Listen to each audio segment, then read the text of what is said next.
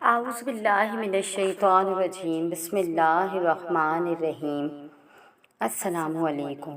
آئیے جانیے مرنے کے بعد ہمیں قبر میں کون کون سی نعمت ملے گی۔ یہ ایک عربی پوسٹ کا ترجمہ ہے۔ کبھی سوچا ہے کہ مرنے سے تو ڈرتے ہیں، لیکن یہ کبھی نہیں سوچا کہ ہم کیوں قبر کی نعمتوں کے بارے میں بات نہیں کرتے۔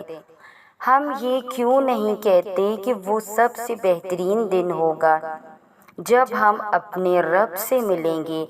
ہمیں یہ کیوں نہیں بتایا جاتا کہ جب ہم اس دنیا سے کوچ کریں گے تو ہم ارحم الراحمین کی لامحدود اور بے مثال رحمت اور محبت کے سائے میں ہوں گے، وہ رحمان جو ماں سے بھی زیادہ مہربان ہے۔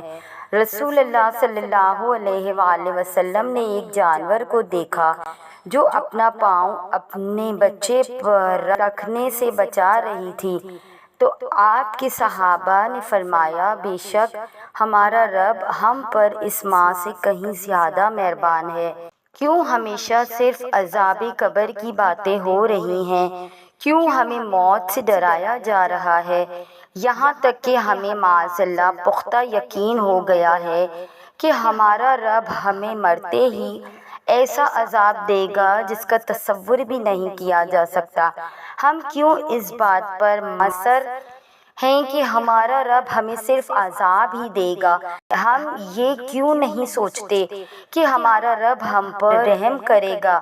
ہم یہ بات کیوں نہیں کہتے کہ جب قبر میں مومن سوالے سے منکر نکیر کے سوال جواب ہو جائیں تو ہمارا رب کہے گا کہ میرے بندے نے سچ کہا، اس کے لیے جنت کا بچھونا بچھاؤ، اس کو جنت کے کپڑے پہناؤ اور جنت کی طرف سے اس کے لیے دروازہ کھول دو اور اس کو عزت کے ساتھ رکھو۔ اور پھر وہ اپنا مقام جنت میں دیکھے گا تو اللہ سے گڑ گڑا کر دعا کرے گا کہ اے پروردگار، قیامت برپا کر تاکہ میں اطمینان کے ساتھ جنت چلا جاؤں۔ ہم یہ بات کیوں نہیں بتاتے کہ ہمارا عمل صالح ہم سے الگ نہ ہوگا اور قبر میں ہمارا ساتھی اور غم خوار ہوگا۔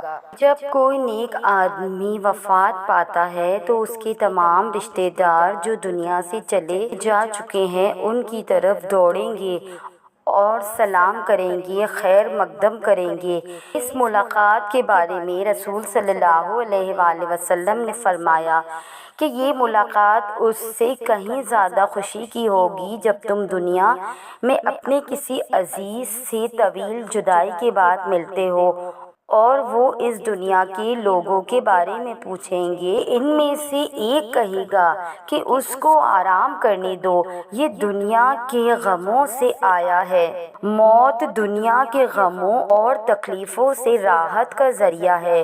صالحین کی موت در حقیقت ان کے لیے راحت ہے۔ اسی لیے ہمیں دعا سکھائی گئی ہے جس کا ترجمہ یہ ہے، اے اللہ، موت کو ہمارے لیے تمام شروں سے راحت کا ذریعہ بنا دے۔ ہم لوگوں کو یہ کیوں نہیں بتاتے کہ موت زندگی کا حصہ ہے اور یہ حقیقی زندگی اور ہمیشہ کی نعمتوں کا دروازہ ہے؟ ہم یہ حقیقت کیوں چھپاتے ہیں کہ روح جسم میں قیدی ہے اور وہ موت کے ذریعے اس جیل سے آزاد ہو جاتی ہے اور عالم برزخ کی خوبصورت زندگی میں جا مکان و زمان کی کوئی قید نہیں ہے، رہنا شروع کر دیتی ہے۔ ہم کیوں موت کو رشتہ داروں سے جدائی، غم اور اندوہ کے طور پر پیش کرتے ہیں؟ کیوں نہیں ہم یہ سوچتے کہ یہ اپنے آباء و اجداد، احباب اور نیک لوگوں سے ملاقات کا ذریعہ ہے؟ ہماری قبر سانپ کا منہ نہیں ہے کہ آدمی اس میں جائے گا اور سانپ اس کو چباتا رہے گا، بلکہ یہ تو حسین جنت اور حسیناؤں کا عروس ہے جو ہمارے انتظار میں ہے۔ اللہ سے نیک امید رکھو اور اپنے اوپر خوف طاری نہ ہونے دو۔ ہم مسلمان ہیں، اسی لیے ہم اللہ کی رحمتوں سے دور نہیں پھینک دیے گئے ہیں۔ اللہ نے ہمیں عذاب کی خاطر تھوڑی پیدا کیا ہے۔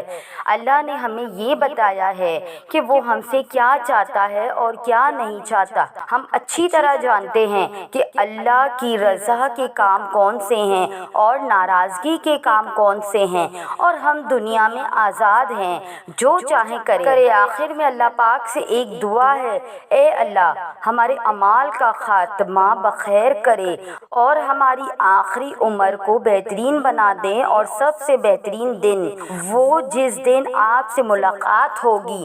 آمین ثم آمین یا رب العالمین۔ پسند آنے کی صورت میں ہمارا چینل سبسکرائب کیجیے۔ آپ سے گزارش ہے کہ جنہوں نے ہمارے چینل کی اس سے پہلے والی ویڈیو نہیں دیکھی، وہ ویڈیو لازمی دیکھ کر ہمارے چینل کو سبسکرائب کیجیے۔ جزاک اللہ۔